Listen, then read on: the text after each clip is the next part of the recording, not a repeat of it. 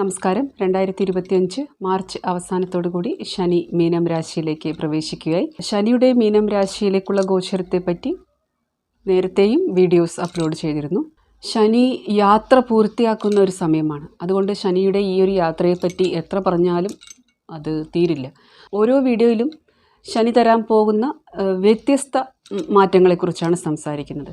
അപ്പോൾ കഴിഞ്ഞ വീഡിയോയിൽ കുറച്ചുകൂടി ആധ്യാത്മിക പുരോഗതി, വിരക്തി തന്നിട്ട്, വൈരാഗ്യം തന്നിട്ട്, ഭക്തി മാർഗത്തിലേക്ക് നമ്മളെ പോകാനായിട്ട് പ്രേരിപ്പിച്ചിട്ട് ഒക്കെ നമ്മളിൽ മാറ്റം വരുത്തുന്നതിനെ പറ്റി, അതായത് ആ സന്യാസത്തെ പറ്റി നിന്നൊരു തരത്തിൽ ശരിക്കും നമ്മുടെ ആ ഒരു ആധ്യാത്മിക മാർഗത്തിൽ നമ്മുടെ ജീവിതത്തിൽ നമുക്ക് പല കർമ്മങ്ങൾ ചെയ്യേണ്ടി വരുമ്പോൾ ആ കർമ്മവുമായിട്ട് നമ്മൾ ബന്ധനത്തിലാവുമ്പോൾ, അറ്റാച്ച്ഡ് ആകുമ്പോൾ, അത് വ്യക്തികളോടുള്ള കർമ്മബന്ധമായാലും മറ്റ് സ്ഥാപനങ്ങളോടുള്ളതായാലും എന്തു തന്നെയായാലും അതിൽ നിന്ന് മുക്തി തന്നിട്ട് നമുക്ക് ആത്മീയ ബോധം തരുന്നതിനെ പറ്റിയുള്ള ചെറിയ ഒരു വിശദീകരണമായിരുന്നു കഴിഞ്ഞ വീഡിയോയിൽ. മീനത്തിലേക്ക് ശനി പ്രവേശിക്കുമ്പോൾ അവിടെ പൂരുരുട്ടാതി, ഉത്രട്ടാതി, രേവതി എന്നീ 3 നക്ഷത്രങ്ങളാണുള്ളത്. അതായത് രാശിചക്രത്തിൻ്റെ അവസാനമാണ്. രേവതി നക്ഷത്രത്തിൽ ഒരാൾ ജനിക്കുമ്പോൾ, ഒരാളുടെ ചന്ദ്രൻ രേവതി നക്ഷത്രത്തിലുണ്ടാകുമ്പോൾ അത് ശരിക്കും ആ ഒരു സൂക്ഷ്മ ശരീരത്തിൻ്റെ ഒരുപാട് അനുഭവങ്ങൾ നേടിയ ഒരു ആത്മാവ്, ആ ഒരു സൂക്ഷ്മ ശരീരത്തിൻ്റെ ഒരു എക്സ്പീരിയൻസ് എന്നത് വേറെ തന്നെ ആയിരിക്കും. പക്ഷേ ജ്ഞാനമില്ലാത്തത് കൊണ്ട്, ജീവിതത്തിൽ നല്ലൊരു ഗുരുവില്ലാത്തത് കൊണ്ട്, ഒരുപാട് ഭൗതിക സുഖങ്ങളുടെ പിന്നാലെ പോയതുകൊണ്ട് വീണ്ടും ഈ ചക്രത്തിലേക്ക് പ്രവേശിക്കുന്നതായിട്ട് കാണാം, രേവതി നക്ഷത്രത്തിൽ പിറന്നവരാണെങ്കിൽ പോലും. അതല്ലെങ്കിൽ മീനത്തിൽ പൂരുരുട്ടാതി, ഉത്രട്ടാതി, രേവതിയിൽ ജനിക്കുമ്പോൾ, പ്രത്യേകിച്ച് രേവതിയിലൊക്കെ ജനിക്കുമ്പോൾ ആ ഒരു മോക്ഷമാർഗത്തിൻ്റെ വാതിൽക്കൽ എത്തിയിരിക്കുകയാണ്. പക്ഷേ അപ്പോഴും ചിന്ത എന്താണ്? ഞാൻ സമ്പാദിച്ച പ്രോപ്പർട്ടി, എൻ്റെ ബന്ധുജനങ്ങൾ, എന്നെ സ്നേഹിക്കുന്നവർ, എനിക്ക് സ്നേഹമുള്ളവർ, ഇങ്ങനെയുള്ള ബന്ധനങ്ങളെക്കുറിച്ചാണ് ചിന്തിക്കുന്നത്. കഴിഞ്ഞ ജന്മത്തിൽ ആരൊക്കെയോ ആയിരുന്നു. പുത്രനായി വന്നിരിക്കുന്നത് കഴിഞ്ഞ ജന്മത്തിലെ ശത്രുവായിരിക്കാം. അങ്ങനെയുള്ള ആ ബന്ധനങ്ങളിൽ പെട്ടിട്ട്, ആ മായയിൽ പെട്ടിട്ട് ഇരിക്കുമ്പോൾ, ജ്ഞാനമില്ലാതെ വരുമ്പോൾ, ഈ വ്യാഴമാണ് മീനത്തിൻ്റെ അധിപൻ. അതുപോലെ രേവതിയുടെ നക്ഷത്രാധിപൻ എന്നത് ബുധനാണ്. രണ്ടും ജ്ഞാനത്തെ തരുന്നതാണ്. അങ്ങനെ ജ്ഞാനമില്ലാത്തത് കൊണ്ട്, നല്ല ഗുരുക്കന്മാരില്ലാത്തത് കൊണ്ട്, പിന്നെ നമ്മൾ കേൾക്കാൻ തയ്യാറല്ലാത്തത് കൊണ്ട്, നമ്മൾ ഭൗതികതയിൽ മുഴുകിപ്പോയത് കൊണ്ട്, നമുക്ക് ജ്ഞാനമില്ലാത്തത് കൊണ്ട് വീണ്ടും ആ ചക്രത്തിലേക്ക് പെടുകയാണ്. വീണ്ടും അശ്വതിയിലേക്ക് പ്രവേശിക്കുകയായിരിക്കും ചില ആത്മാക്കൾ. എന്നിരുന്നാലും ശനി മീനത്തിലേക്ക് പ്രവേശിക്കുമ്പോൾ പൂരുരുട്ടാതി, ഉത്രട്ടാതി, രേവതി നക്ഷത്രങ്ങളിൽ ഗ്രഹങ്ങളിരിക്കുമ്പോൾ, ഏത് ഗ്രഹമായാലും, നിങ്ങളുടെ ലഗ്നവും ചന്ദ്രനും സൂര്യനും ഒക്കെയാണെങ്കിൽ, ആത്മകാരക ഗ്രഹവും ഒക്കെയാണെങ്കിൽ, പ്രത്യേകിച്ചും ഈ ഒരു ഗോചരത്തെ നിങ്ങൾ ഉപയോഗിക്കേണ്ടതാണ്. ഒറ്റക്കാലിലുള്ള അജയേകപാദൻ എന്ന ദേവതയാണ് പൂരുരുട്ടാതിയുടെ അധിപൻ എന്നത്. അതുപോലെ ഇത് വളരെയധികം തീക്ഷ്ണമായിട്ടുള്ള ജ്ഞാനമുള്ള നക്ഷത്രമാണ് പൂരുരുട്ടാതി. വളരെയധികം ഗഹനമായിട്ടുള്ള അറിവുകളുള്ളതാണ്. പക്ഷെ നമ്മൾ പുറത്തുനിന്ന് നോക്കിക്കാണുമ്പോൾ പൂരുരുട്ടാതി, ഉത്രട്ടാതി, രേവതിയിലൊക്കെ ജനിച്ച ആൾക്കാർ ഗവൺമെൻറ് ജോലിക്ക് പിന്നാലെ, ജീവിതത്തിൽ സ്ഥിരത വേണം, എൻ്റെ വാർദ്ധക്യത്തിൽ വലിയ പ്ലാനിങ് ആണ്, എൻ്റെ വാർദ്ധക്യത്തിൽ എനിക്ക് സമ്പാദ്യം ഉണ്ടാകുമോ, എന്നെ വാർദ്ധക്യത്തിൽ ആര് സംരക്ഷിക്കും, എൻ്റെ മക്കൾ ഇന്ന സ്ഥലത്ത് തന്നെ പഠിക്കണം, അവർക്ക് ജോലിയിൽ സ്ഥിരത വേണം. അതായത് അവനവനെക്കുറിച്ച് മാത്രമല്ല, ആ ഒരു ബന്ധങ്ങളുടെ കെട്ട് മുറുകുകയാണ്. ഇവിടെ മീനത്തിലെത്തുമ്പോൾ നിങ്ങൾ ഈ കർത്തവ്യങ്ങളെല്ലാം ചെയ്തുകൊണ്ട്, മക്കളെയും വളർത്തുക, പഠിപ്പിക്കുക, ഇതെല്ലാം ചെയ്തുകൊണ്ട് നിങ്ങൾക്ക് ഡിറ്റാച്ച്ഡ് ആയിട്ടിരിക്കാൻ പറ്റുന്നില്ലെങ്കിൽ ശനി ഇവിടെ വരുന്നത് നിങ്ങളെ അത് പഠിപ്പിക്കാനായിരിക്കും. ഇത് എല്ലാവർക്കും ബാധകമാണ്. പക്ഷേ ഇത് കൂടുതലായിട്ടും 7.5 ശനിയുടെ ഒരു 2ാം ഘട്ടം കൂടിയായതുകൊണ്ട് പൂരുരുട്ടാതി, ഉത്രട്ടാതി, രേവതി നക്ഷത്രക്കാർക്ക് ഇത് കൂടുതലായിട്ട് അനുഭവിക്കാൻ കഴിയും. കാരണം 30 വർഷത്തിന് ശേഷം വീണ്ടും ശനി അവിടേക്ക് വരികയാണ്. അപ്പോൾ നിങ്ങൾ ഒരു മിഡ് ഏജിലുള്ള ഒരാളാണെങ്കിൽ നിങ്ങളുടെ ജീവിതത്തിൽ ഈ ഒരു 7.5 ശനി എന്നത് നിങ്ങളെ പലതും ഓർമ്മിപ്പിക്കും. എന്തായിരുന്നു ഞാൻ, എവിടെ വരെ എത്തി, ഇനി എവിടേക്ക് എന്നത്. ആ ഒരു പലരെയും നിർബന്ധിച്ചിട്ട് ശനി ആധ്യാത്മിക മാർഗത്തിലേക്ക് എത്തിക്കുന്നതായിരിക്കും, അതിന് പ്രേരിപ്പിക്കുന്നതായിരിക്കും.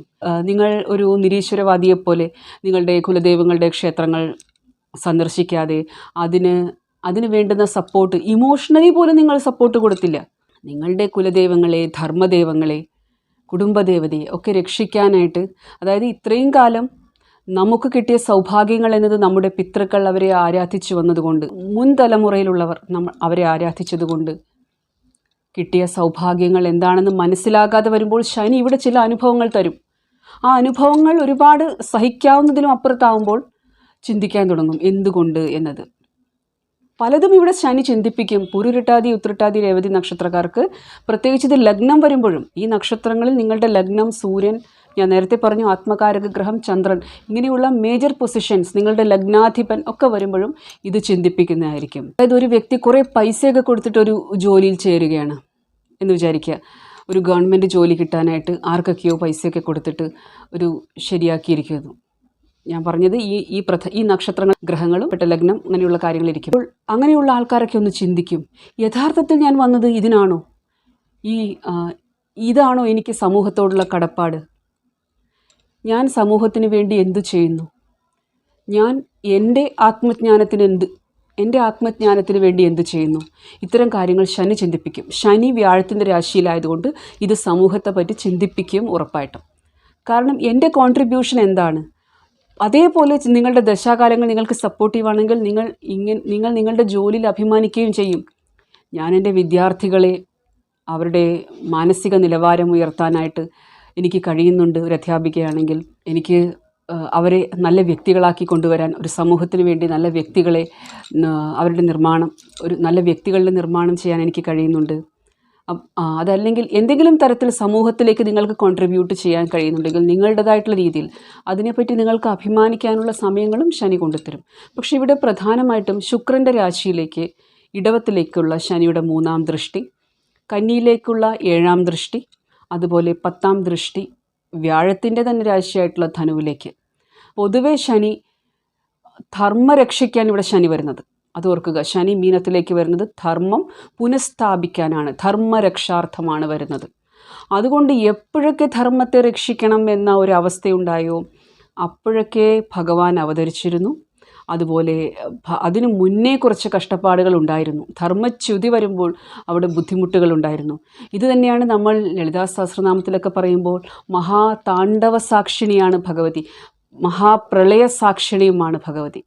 ദേവിയാണ് ഭഗവാന്റെ ആ ഒരു താണ്ഡവം കണ്ടിട്ടുണ്ടെങ്കിൽ അത് ഭഗവതിയാണ്. പ്രളയം വരുമ്പോൾ എല്ലാം ഇല്ലാതാവും, അതിനും സാക്ഷിയായത് ഭഗവതിയാണ്. ശനിദേവൻ ഈ രാശിയിലേക്ക് പ്രവേശിക്കുമ്പോൾ ഒരു മാറ്റം, ഒരു പിടിച്ചു കുലുക്കുന്ന മാറ്റം വരുന്നതാണ്. ഇവിടെ ഓരോരുത്തരുടെയും ഉത്തരവാദിത്തമായിട്ട് വരും ധർമ്മത്തെ രക്ഷിക്കുക എന്നത്. അപ്പോൾ ശനി എന്നത് കാലമാണ്, സമയമാണ്. ഒരുപാട് അനീതി, അരക്ഷിതാവസ്ഥ ഒക്കെ ഉണ്ടാകുമ്പോൾ സമൂഹത്തിൽ, അല്ലെങ്കിൽ ഇത് ചിലപ്പോൾ ചെറിയ ലെവലിൽ നോക്കിക്കഴിഞ്ഞാൽ ഇത് കുടുംബ ബന്ധങ്ങളിലും കുടുംബത്തിലാണെങ്കിലും അവിടെ ആ ഒരു വ്യവസ്ഥയെ, എന്താണോ ഒരു അരാജകത്വം, തോന്നിയ പോലെ കാര്യങ്ങൾ നടക്കുക, എപ്പോഴെങ്കിലും വരിക പോവുക, ചിട്ടയില്ലാത്ത ജീവിതം, അതുപോലെ ധർമ്മച്യുതി, കുലദൈവങ്ങളെ കുടുംബദൈവങ്ങളെ സംരക്ഷിക്കാതിരിക്കുക, ഇതിനെ പിടിച്ചു കുലുക്കുന്ന സംഭവങ്ങൾ നമ്മുടെ ജീവിതത്തിൽ കൊണ്ടുതരുന്നതായിരിക്കും ശനി. കാരണം ശനിയുടെ കർമ്മദൃഷ്ടി എന്നത്, 10-ാം ദൃഷ്ടി എന്നത് ധനുവിലേക്കാണ്. ധനു ബൃഹസ്പതി, രാജകൊട്ടാരത്തിലിരിക്കുന്ന ഗുരുവിൻ്റെ ഒരു അവസ്ഥയാണ് അവിടെ ബൃഹസ്പതിക്ക്. മീനത്തിലെ ഗുരു എന്നത് ഗുരുവാണ്, അതൊരു ആശ്രമത്തിലെ ഗുരുവാണ്, ജ്ഞാനം പറഞ്ഞു തരുന്ന. പക്ഷേ രാജാവിനെ ഉപദേശിക്കുന്ന രാജഗുരുവിനെ പോലെയാണ് ധനുവിലെ. അതുകൊണ്ട് യുദ്ധം ചെയ്യണമെങ്കിലും ആ ശനി ഒരുപാട് തപസ് ചെയ്തൊരു ഗ്രഹമാണ്. ശനി ഭഗവാൻ ശ്രീകൃഷ്ണനെയും ഭഗവാൻ ശിവനെയും ഒക്കെ പ്രീതിപ്പെടുത്തിയിട്ടുണ്ട്. ശനിയുടെ കഷ്ടപ്പാടുകൾ എന്നത് വളരെയധികമാണ്. അതുകൊണ്ട് തന്നെ ശനി കാലമാണ്, സമയമാണെന്ന് പറയുമ്പോൾ ഇവിടെ മഹാദേവൻ്റെ ആരാധന ഒരുപാട് ഗുണം ചെയ്യും. ഈ ഉത്രട്ടാതിയിലേക്കൊക്കെ വരുമ്പോൾ ഞാൻ നേരത്തെയുള്ള വീഡിയോയിലും പറഞ്ഞിരുന്നു, അനന്തൻ്റെ ശേഷനാഗത്തിൻ്റെ ആ ഒരു പത്തിയിലാണ് ബ്രഹ്മാണ്ടം ഇരിക്കുന്നത്.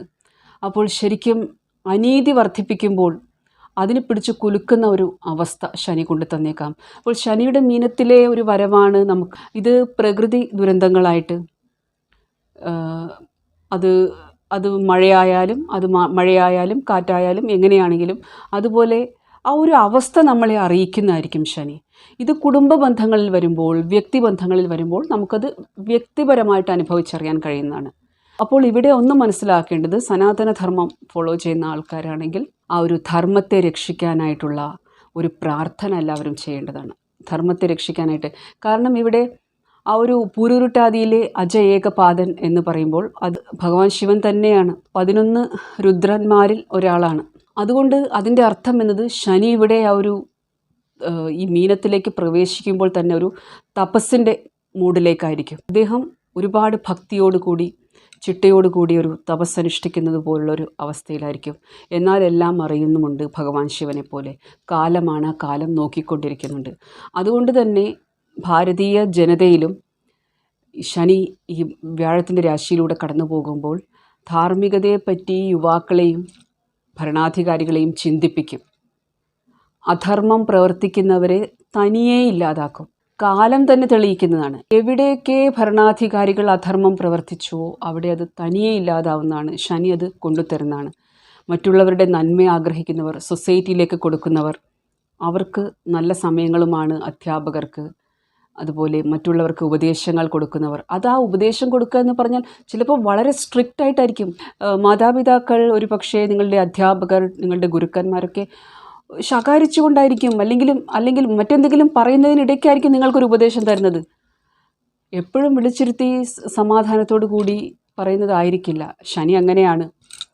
അപ്പോൾ ഇവിടെ ഈ ഉത്രട്ടാതിയിൽ നിന്നൊക്കെ പറയുമ്പോൾ ശനിയുടെ തന്നെ നക്ഷത്രത്തിലേക്കൊക്കെ പോകുമ്പോൾ തീർച്ചയായിട്ടും ഇവിടെ കുറേയൊക്കെ നമ്മൾ ഈ ഒരു രാശിയിൽ ശനി എത്തുമ്പോൾ ഇടവത്തിലേക്കുള്ള ശനിയുടെ ദൃഷ്ടി എന്ന് പറയുന്നത്, ഒരു ഇടവം എന്ന് പറഞ്ഞാൽ ധനമാണ്, സേവിങ്സ് ആണ്. അതുപോലെ നഷ്ടഭാവത്തിലാണ് അദ്ദേഹം ഇരിക്കുന്നത് കാലപുരുഷ ജാതകത്തിൽ. അതായത് ഞാൻ പറഞ്ഞു മഹാവിഷ്ണുവിൻ്റെ അംഗങ്ങളാണ്. അപ്പോൾ ശരിക്കും കാൽഭാഗത്ത്, ഏറ്റവും അവസാന ഭാഗത്ത് ആണ് ശനി ഇരിക്കുന്നത്. അത് നഷ്ടഭാവം എന്ന് പറയാം. അപ്പോൾ ശനി ഇവിടെ കുറച്ചൊക്കെ നഷ്ടങ്ങൾ ചിലത് നമ്മുടെ ജീവിതത്തിൽ നിന്ന് കളയും. അതായത് ആ ജ്ഞാനം തരാനാണ്, ആ ഡിറ്റാച്ച്മെൻറ്റ് വരാനാണ്, ജീവിതത്തിൽ വൈരാഗ്യം, വിരക്തി വരാനായിട്ടാണ് ശനി അത് തരുന്നത്. അപ്പോൾ ശനിയുടെ 3ാം ദൃഷ്ടി ഇടവത്തിലേക്ക് വരും. നിങ്ങളുടെ സേവിങ്സ് എന്ന കാര്യം, നിങ്ങളുടെ ആഹാരം എന്ന കാര്യം. അപ്പോൾ ശനി ഇവിടെ വന്നാൽ തന്നെ ഒന്ന് നിരീക്ഷിച്ചാൽ നമുക്ക് മനസ്സിലാകും. പലരും വീട്ടു ചിലവ് കുറയ്ക്കുന്നതിനെ പറ്റി അതിപ്പോഴേ ചിന്തിക്കുന്നുണ്ടാകും. ചിലവുകൾ കൂടുതലാണ്, വീട്ടു ചിലവുകൾ കുറയ്ക്കും. പലരുടെയും ആ ഒരു കണക്ഷൻ, സോഷ്യൽ കണക്ഷൻ കുറഞ്ഞു വരും. ശനി ഇവിടെ, അതായത് നിങ്ങൾക്ക് ആധ്യാത്മിക ജ്ഞാനം അതിനാവശ്യമുള്ള ആൾക്കാരെ മാത്രം ശനി നിലനിർത്തും. രാഹു കുറച്ച് കുംഭത്തിലേക്ക് വരുമ്പോൾ കുറച്ചൊക്കെ വരുമാനത്തിൻ്റെ കാര്യമാണെങ്കിലും കോൺടാക്ട്സ് ആണെങ്കിലും രാഹു തരുന്നതാണ്. ശനിയുടെ ഈ കാര്യങ്ങളെല്ലാം ഒന്ന് ബാലൻസ് ചെയ്ത് കൊണ്ടുപോകാൻ ശ്രമിക്കുന്നത് രാഹു ആയിരിക്കും. എന്നിരുന്നാലും 7.5 ശനി അനുഭവിക്കുന്നവരും ഈ ഒരു മീനം എന്നത് വളരെ പ്രോമിനൻ്റ് ആയിട്ടുള്ള ആൾക്കാർ, മീനം ലഗ്നം, മീനം രാശിയിൽ ജനിച്ചവർ, ഇതിൽ മീനം മാസത്തിൽ ജനിച്ചവർ, മീനത്തിൽ ആത്മകാരക ഗ്രഹമുള്ളവർ, മീനത്തിൽ വ്യാഴമിരിക്കുമ്പോഴും അത് ജീവകാരകനാണ്, അപ്പോഴും ഫലിക്കും. കൂടാതെ മീനം മാസത്തിൽ ജനിച്ചവർ, മീനത്തിൽ ലഗ്നാധിപൻ ഒക്കെ വരുമ്പോഴും ഇതൊരു പ്രോമിനൻ്റ് ആയിട്ടുള്ള അനുഭവമായിരിക്കും. ഇവിടെ ഒരു ടെൻഡൻസി എന്നത് കൂടുതലായിട്ടും ഒരുപാട് ആൾക്കാർ അനാഥരെ സംരക്ഷിക്കുന്നതിലേക്ക് കോൺട്രിബ്യൂട്ട് ചെയ്യാൻ തുടങ്ങും. ഇതുവരെ അങ്ങനെ ചെയ്യാതിരുന്ന ആൾക്കാരൊക്കെ ഇപ്പോഴേ അത് ചെയ്യാനുള്ള ഒരു തീരുമാനം എടുത്തിട്ടുണ്ടാവും, അല്ലെങ്കിൽ അങ്ങനെ ചെയ്യാൻ തുടങ്ങും. അനാഥാലയങ്ങളിലേക്ക് എല്ലാ മാസവും എനിക്ക് കുറച്ചെങ്കിലും തുക സമൂഹത്തിലേക്ക് കൊടുക്കണമെന്ന ഒരു മനസ്ഥിതി വരും.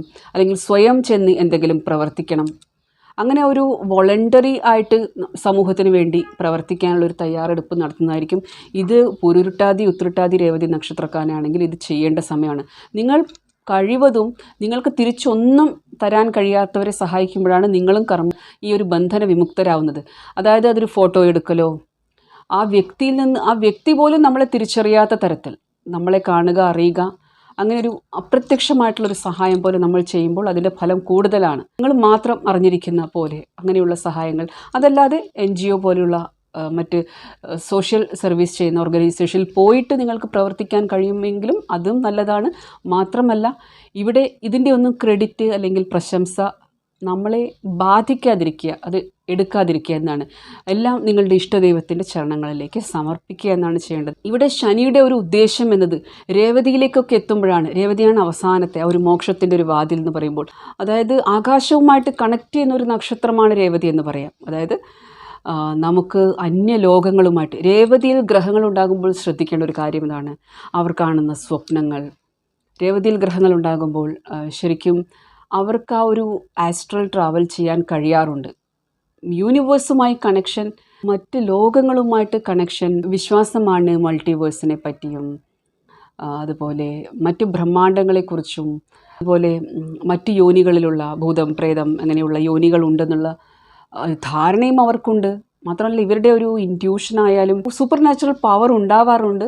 അത് ശരിക്കും നന്നായി ധ്യാനം ചെയ്യുന്നവർ, നല്ലൊരു ഗുരുവിൻ്റെ കീഴിൽ ഇത്തരം ധ്യാനമൊക്കെ പഠിച്ച ആൾക്കാർ, ശരിക്കും അവരുടെ ചക്ര ക്ലെൻസിങ് ഒക്കെ ചെയ്തിട്ടുള്ള ആൾക്കാർ, കൂടാതെ ഭഗവാന്റെ കൃപ കൂടി ഉണ്ടെങ്കിൽ തീർച്ചയായിട്ടും ശരിക്കും ആ ഭഗവത് സ്വരൂപം ദർശിക്കാൻ കഴിയുന്ന പോലുള്ള ഒരു അവസ്ഥ. ശരിക്കും ഇവിടെ ഇഷ്ടദൈവത്തിൻ്റെ കൃപയുണ്ടെങ്കിൽ ആ ഒരു ഈശ്വര സാക്ഷാത്കാരം, നമുക്ക് ആ ഒരു ദർശനം കിട്ടുന്ന എല്ലാം അറിയാൻ കഴിയുന്നതാണ്. പക്ഷേ ഇത് നിങ്ങൾ നോട്ടീസ് ചെയ്താൽ അറിയാം, വളരെയധികം ഭൗതികമായിട്ടിരിക്കുന്നവരായിട്ട് നമ്മൾക്ക് കാണാറുണ്ട്. ഒരുപാട് ഗോസിപ്പ്. കാരണം 7ാം ഭാവം ബുധൻ്റെ രാശിയായിട്ടുള്ള കന്യയാണ്. മീനത്തിലെ നക്ഷത്രങ്ങളിൽ ജനിച്ചാലും ആധ്യാത്മിക ചിന്തകളില്ലെങ്കിൽ, ഒരുപാട് സോഷ്യൽ സർക്കിൾ ഉണ്ടായിട്ട് ഒരുപാട് കമ്മ്യൂണിക്കേഷൻ നടത്തുന്നവരാണെങ്കിൽ ഇവർക്ക് ഈ പറയുന്ന എക്സ്പീരിയൻസസ് ഒക്കെ കുറഞ്ഞ നിലവാരത്തിലായിരിക്കും, അല്ലെങ്കിൽ തീരെ ഇല്ലാത്തവരും ഉണ്ടാകും. എന്നാലും കുറഞ്ഞ നിലവാരത്തിലുള്ളവരും ഉണ്ട്. അതായത് കുറഞ്ഞ ലെവലിലെങ്കിലും ഈ ഒരു ഔട്ടർ സ്പേസ് എക്സ്പീരിയൻസസും അതുപോലെ അവരുടെ സ്വപ്നങ്ങളും ഒക്കെ വളരെ വളരെ യുണീക്കായിരിക്കും. ആരാണോ ഈ പുരുരുട്ടാതി ഉത്രട്ടാതി രേവതിയിൽ, അതിൽ ഏറ്റവും പ്രധാനം രേവതിയിൽ ജനിച്ചിട്ട് ഈ ഒരു ജന്മത്തിന് വലിയ പ്രത്യേകതയുണ്ടെന്ന് തിരിച്ചറിയാൻ കഴിഞ്ഞത്, ഇത് നിങ്ങളുടെ സൂര്യൻ ഉണ്ടാകുമ്പോഴും, കാരണം ആത്മകാരകൻ സൂര്യനാണ്, ഈ ജന്മത്തിന് പ്രത്യേകതയുണ്ട്, ഇത് 84 ലക്ഷം യോനികളിൽ വച്ച് അപൂർവമായി എനിക്ക് ലഭിച്ചതാണ്, ഇതിനെ ഞാൻ ഉപയോഗിക്കണം ഭഗവത് പ്രാപ്തിക്കായിട്ട്, ഇഷ്ടദൈവ സാക്ഷാത്കാരത്തിനായിട്ട്. എൻ്റെ ഉള്ളിൽ ഒരുപാട് ജന്മങ്ങളിലെ ആ വാസനകളെ, ആ പ്രാരാബ്ധങ്ങളെ എനിക്ക് നശിപ്പിച്ച് കളയണം, പുതിയ നെഗറ്റീവ് കർമ്മങ്ങൾ ഉണ്ടാക്കരുത്. ഇങ്ങനെയുള്ള ബോധമൊക്കെ വരുന്നത് നല്ല ഗുരു ഉണ്ടാകുമ്പോഴും, പ്രധാനമായിട്ടും നമ്മുടെ ദശാകാലം എന്നത് ശരിക്കും ശനി ഇവിടെ വരുന്നത് ആത്മജ്ഞാനം തരാനായിട്ട് തന്നെയാണ്. ശനിയുടേതായിട്ടുള്ള റൂൾ എന്ന് പറഞ്ഞാൽ അദ്ദേഹം കുറച്ച് കാർക്കശ്യത്തോടെയാണ്. ശനിയെ നമ്മൾ ന്യായാധീശനായിട്ടും കാണുന്നുണ്ട്. അപ്പോൾ ഈ ഒരു സമയത്ത് ശനിയുടെ 10ാം ദൃഷ്ടി അത് ഒരുപാട് ആൾക്കാർ, അതായത് മനസ്സിൽ ധാർമ്മികതയുള്ളവരെയൊക്കെ പുറമേക്ക് കൊണ്ടുവരുന്നതായിരിക്കും. ഒരുപാട് ആൾക്കാർ ആ ഒരു ധർമ്മരക്ഷയ്ക്കായിട്ട് പ്രവർത്തിക്കുന്നതായിരിക്കും. അതിൻ്റേതായിട്ടുള്ള മാറ്റങ്ങളും നിങ്ങൾക്കിപ്പോഴും സമൂഹത്തിൽ കാണാൻ കഴിയുന്നതായിരിക്കും. അതുകൊണ്ട് തന്നെ ഇത് എവിടെയാണോ ഭഗവത് ഭക്തിയും പാരായണങ്ങളും നാമജപങ്ങളും ഒന്നും ഇല്ലാത്തത്, ആ ഒരു ഭാഗത്ത് ശനിയുടേതായിട്ടുള്ള നെഗറ്റീവ് പ്രഭാവങ്ങൾ കൂടുതലായിട്ട് കാണാം. ഇത് വ്യക്തി ജീവിതത്തിലാണെങ്കിലും സമൂഹത്തിലാണെങ്കിലും. അതായത് ഒരുപാട് ആൾക്കാരെ തിരിച്ച് കുലദൈവങ്ങളുടെ അടുത്തേക്ക്, ഗ്രാമദേവതകളുടെ അടുത്തേക്ക്, നിങ്ങളുടെ ഇഷ്ടദൈവത്തിൻ്റെ അടുത്തേക്കൊക്കെ തിരിച്ചു കൊണ്ടുവരുന്ന ഒരു ഗോചരമായിരിക്കും ശനിയുടേത്. നിങ്ങൾക്ക് ജീവിതത്തിൽ അതിനുള്ള സാഹചര്യങ്ങൾ, അനുഭവങ്ങൾ ശനി കൊണ്ടുതരും. അതായത് നിങ്ങളുടെ കഷ്ടങ്ങൾ അത്രയ്ക്ക് വലുതായിരിക്കും. ഒരുപക്ഷെ നിങ്ങൾ എത്ര നിരീശ്വരവാദിയാണെങ്കിലും, എത്ര തന്നെ ധർമ്മത്തെ നിന്ദിച്ച ആൾക്കാരാണെങ്കിലും, പലതരത്തിലും നിങ്ങൾ വിശ്വാസികളെ പ്രകോപിപ്പിക്കുന്ന തരത്തിൽ പ്രവർത്തിച്ചിട്ടുള്ളവരാണെങ്കിലും, നിങ്ങളുടെ ജീവിത അനുഭവങ്ങൾ നിങ്ങളെക്കൊണ്ട് ആ ഒരു കുറ്റബോധം നിങ്ങളുടെ മനസ്സിലേക്ക് കൊണ്ടുതരുന്ന ഒരു സമയമായിരിക്കും ഇത്. കാരണം ശനി കുറ്റബോധം കൊണ്ടുതരുന്ന ഗ്രഹം തന്നെയാണ്. അത് ഇവിടെ വ്യാഴത്തിൻ്റെ രാശിയിലായതുകൊണ്ട് നിങ്ങൾ ചെയ്ത കർമ്മഫലങ്ങൾ, നിങ്ങൾ ചെയ്ത കർമ്മം എന്നത് സമൂഹത്തിനോട്, കുടുംബത്തോട്, ഒരു 9ാം ഭാവം വ്യാഴത്തിൻ്റെ ഭാവത്തിലേക്ക് 10ാം ദൃഷ്ടി ഉള്ളത് കൊണ്ട് അത് നിങ്ങളുടെ കുലദൈവങ്ങളോട്, നിങ്ങളുടെ ഗ്രാമദേവത, കുലദേവത, നിങ്ങൾ ആ ദേവതമാരുടെ കാര്യങ്ങളിൽ നിങ്ങൾ എന്ത് അഭിപ്രായം പറഞ്ഞിരുന്നു, നിങ്ങൾ എങ്ങനെ റിബലായിട്ട് നിന്നിരുന്നു, അതിന് തക്ക അനുഭവങ്ങൾ. അതുപോലെ ധാർമ്മികമായിട്ട് ജോലി ചെയ്യുന്നവരെ എന്തെങ്കിലും ബുദ്ധിമുട്ടിച്ചിട്ടുണ്ടോ, അതിന് തക്ക അനുഭവങ്ങൾ ശനി കൊണ്ടു തന്നിട്ട് ഈ ഒരു മാർഗത്തിലേക്ക് വരാൻ പ്രേരിപ്പിക്കുന്നതായിരിക്കും. അതുകൊണ്ട് തന്നെ ഇവിടെ ഭക്തന്മാർക്ക്, ധാർമ്മികത മുറുകെ പിടിച്ച് ജീവിക്കുന്നവർക്ക് ശനിയുടെ ഒരു ഗോചരത്തെ ഭയപ്പെടേണ്ടതില്ല. ഒന്നുകൂടി നമുക്ക് ആധ്യാത്മിക ചിന്തകൾ തരും, ആത്മീയതയിലേക്ക് നയിക്കും. കുറച്ചുകൂടി ആൾക്കാർ നമ്മളെ വിട്ടുപോയി എന്ന് വരും, മാനസികമായിട്ട് കുറച്ചുകൂടി ആൾക്കാരുമായിട്ട് ഒരു അകൽച്ച വന്നു എന്നിരിക്കും. അത് നമുക്ക് മാനേജ് ചെയ്യാവുന്നതേ ഉള്ളൂ. കാരണം നമ്മുടെ ഇഷ്ടദൈവത്തിൻ്റെ സാന്നിധ്യം എന്നത്, അത് തരുന്ന നിർവൃതി എന്നത്, പരമാനന്ദം എന്നത് പറഞ്ഞു കൊടുക്കാനോ അത് കേൾപ്പിക്കാനോ അനുഭവിപ്പിച്ചു കൊടുക്കാനോ നമുക്ക് കഴിയില്ല. നാമജപം സ്ഥിരമായിട്ട് ചൊല്ലുന്നവനെ അതിൻ്റെ ആനന്ദം എന്താണെന്ന് അറിയൂ. ആധ്യാത്മിക മാർഗത്തിലൂടെ കടന്നു പോകാത്ത ആൾക്കാരെ നമുക്ക് ആ ആനന്ദം പറഞ്ഞു കൊടുക്കാൻ കഴിയില്ല. അത് ചൊല്ലി നോക്കിയിട്ട്, നാമം ജപിച്ച് നോക്കിയിട്ട് അനുഭവിച്ചറിയേണ്ടുന്ന കാര്യം തന്നെയാണ്. അത് നിങ്ങളുടെ ഇഷ്ടദൈവത്തിൻ്റെ നാമമായാലും. ശനി ഒരുപാട് ആൾക്കാരെ കാണിക്കുന്ന ഒരു ഗ്രഹം കൂടിയാണ്. ഒരു കൂട്ടം ആൾക്കാരെ, മാസസിനെ, പബ്ലിക്കിനെ എന്ന് പറയാം. അപ്പോൾ ശനിയുടെ ത്രികോണ സംബന്ധം കർക്കിടകവുമായിട്ടുമുണ്ട്. അതും അങ്ങനെ ഒരുപാട് ആൾക്കാരെ കാണിക്കുന്നതാണ്. അപ്പോൾ ഇവിടെ മാസസിനെ സംബന്ധിക്കുന്ന കർമ്മങ്ങൾ ഒരുപാട് ഒരു കൂട്ടം ആൾക്കാർ പല ജന്മങ്ങളിൽ ആയിട്ട് ചെയ്ത കർമ്മഫലങ്ങൾ ആ ഒരു കൂട്ടം ആൾക്കാർ അനുഭവിക്കുന്നതായിട്ട് കാണാം. അപ്പോഴാണ് അപകടങ്ങളൊക്കെ വന്ന് ഭവിക്കുന്നത്. അപ്പോൾ അങ്ങനെയുള്ളൊരു സമയം കൂടിയാണ്. ഇതൊരു ആശുപത്രിയെ സൂചിപ്പിക്കുന്ന ഒരു രാശി കൂടിയാണ്. അതുകൊണ്ട് ഈ ഒരു സമയത്ത് കുറച്ചുകൂടി ആരോഗ്യ പ്രശ്നങ്ങളൊക്കെ പ്രതീക്ഷിക്കാവുന്നതാണ്. എന്നാലും ശരണാഗതരായിട്ടിരിക്കുന്നവർക്ക്, ആ ഒരു ഇഷ്ടദൈവത്തിൻ്റെ ചരണങ്ങളിൽ ഇരിക്കുന്നവർക്ക് ഒരൊറ്റ ആഗ്രഹമേ ഉള്ളൂ, അവിടത്തെ പ്രാപിക്കുക, ആ സാക്ഷാത്കാരം ലഭിക്കുക എന്നൊരാഗ്രഹമേ ഉള്ളൂ, അവിടത്തേക്ക് പോവുക എന്നൊരാഗ്രഹമേ ഉള്ളൂ. അതുകൊണ്ട് അതും ദുഃഖം തരുന്നതായിരിക്കില്ല. പക്ഷെ ധർമ്മവ്യവസ്ഥയിൽ ശനി മാറ്റം കൊണ്ടുതരും. അതിന് പ്രേരിപ്പിക്കുന്നതായിരിക്കും ശനി. മീനത്തിലെ പൂരുരുട്ടാതി, അതുപോലെ മീനത്തിലെ ഉത്രട്ടാതി, രേവതി നക്ഷത്രങ്ങൾ ജനിച്ചത്, ഇവിടെ ആത്മകാരക ഗ്രഹം സൂര്യൻ, ലഗ്നം, ലഗ്നാധിപൻ ഒക്കെ ഉള്ളത്, അതുപോലെ മീനം നിങ്ങളുടെ കാരകാംശമാണെങ്കിലും ഒക്കെയും ഒന്നും മനസ്സിലാക്കേണ്ടത്, ഇത് കൊടുക്കുന്ന രാശിയാണ്. അറിവുകൾ കൊടുക്കുക, കെയറിങ് കൊടുക്കുക, സ്നേഹം കൊടുക്കുക, എല്ലാം ഉപേക്ഷിച്ചിട്ട് നമ്മൾ മുക്തിയിലേക്ക്, മോക്ഷത്തിലേക്ക് പോകുന്ന രാശി തന്നെയാണ്. അതുകൊണ്ട് എത്രമാത്രം ഇവിടെ കൊടുക്കുന്നുവോ അത്രയും നല്ലതാണ്. ഇത് അനാഥാലയങ്ങളിലേക്ക്, വൃദ്ധാശ്രമങ്ങളിലേക്ക്, രോഗികൾക്ക് വേണ്ടി, ജ്ഞാനമുള്ളവരാണെങ്കിൽ ജ്ഞാനം പകർന്നു കൊടുത്തിട്ട് ഒന്നിനും മടിക്കണ്ട. കൊടുക്കുന്നത് കൊണ്ട്, ജ്ഞാനം കൊടുക്കുന്നത് കൊണ്ട് അത് വർദ്ധിക്കുകയേ ഉള്ളൂ. അതുപോലെ ഭക്തിമാർഗത്തിലേക്ക് ആൾക്കാരെ നമുക്ക് കൊണ്ടുവന്നിട്ട് എന്താണ് അവനവനെ കൊണ്ട് ചെയ്യാൻ കഴിയുന്നത്, അത് പ്രത്യേകിച്ച് ഒരു സമൂഹത്തിൻ്റെ മാറ്റത്തിന് വേണ്ടി ഉദ്ദേശിച്ച് ചെയ്യുന്ന കാര്യങ്ങളാണെങ്കിൽ അത് വളരെ നല്ലതാണ്. ഒറ്റയ്ക്കായാലും ഒരു സമൂഹത്തിന് വേണ്ടിയിട്ട് പ്രാർത്ഥിക്കാൻ കഴിയുമെങ്കിൽ അതും വലിയൊരു കർമ്മം തന്നെയാണ്. എല്ലാം നമ്മുടെ ഇൻറ്റൻഷനെല്ലാം, ഉദ്ദേശമെല്ലാം ഭഗവാൻ കാണുന്നുണ്ട്, നിങ്ങളുടെ ഇഷ്ടദൈവം കാണുന്നുണ്ട്. അപ്പോൾ സമൂഹത്തിൻ്റെ നന്മയ്ക്ക് വേണ്ടി, ധാർമ്മികത നിലനിർത്തുന്നതിന് വേണ്ടി പ്രാർത്ഥിക്കുന്നതും അതിനും ശനിയുടെ ഫലം തരും. ശനി എന്ന തപസ്വിയെ നമുക്ക് കാണാം, ശനി എന്ന കാലനെ നമുക്ക് കാണാം. അതായത് ഇവിടെ നഷ്ടം വരുത്തുന്ന ആളായിട്ട്, മൃത്യു വിതയ്ക്കുന്ന ആളായിട്ട് കാണാം.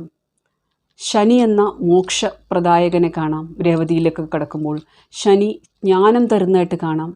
ചിലർക്ക് പെട്ടെന്ന് ഒരു ബോധോദയം വരുമെന്ന് പറയുന്ന പോലെ, മീനത്തിലേക്കൊക്കെ കടക്കുമ്പോൾ ഞാൻ ഇത്രയും കാലം എന്തായിരുന്നു ചെയ്തുകൊണ്ടിരുന്നത്, അതൊരു ജോലിയായിരുന്നു, ഞാൻ എന്ത് കോൺട്രിബ്യൂട്ട് ചെയ്തു, എനിക്കെന്ത് നേടി, ഇത്രയും കാലം ജോലി ചെയ്തിട്ട് ഇതാണ് ഈ ശരീരം, രോഗം ബാധിച്ച ഈ ശരീരം, അല്ലെങ്കിൽ ഇങ്ങനെയൊക്കെയുള്ള ജീവിതത്തിലെ സംഭവങ്ങൾ അങ്ങനെ ചിന്തിപ്പിച്ചിട്ട് ആരാണ് യഥാർത്ഥത്തിൽ നമുക്കുള്ളത്, എവിടെ നിന്നാണ് നമ്മൾ വരുന്നത് എന്നതിനെ പറ്റിയുള്ള ഒരു ആത്മബോധവും തരും. ശനിയുടെ തപസ്സാണ് മീനത്തിലേക്ക് കടക്കുമ്പോൾ. ശനി തപസ്സിലാണ്. ശനി എല്ലാം വീക്ഷിക്കുന്നുണ്ട്, അറിയുന്നുണ്ട്. ശനിയുടെ താണ്ഡവമാണ് ഇവിടെ ശരിക്കും മഹാദേവൻ്റെ രൗദ്ര രൂപം നിങ്ങൾക്ക് കാണാം, ആ താണ്ഡവം കാണാം. ശനി ഇതിലേക്ക് പ്രവേശിക്കും. ഇതിനെ ഞാൻ കൂടുതൽ നെഗറ്റീവായിട്ട് അവതരിപ്പിക്കുന്നില്ല, നിങ്ങൾ മനസ്സിലാക്കിക്കൊള്ളുക. ശനി ഇവിടെ കുറച്ച് ആ ഒരു രൗദ്രത കാണിക്കുന്നതായിരിക്കും.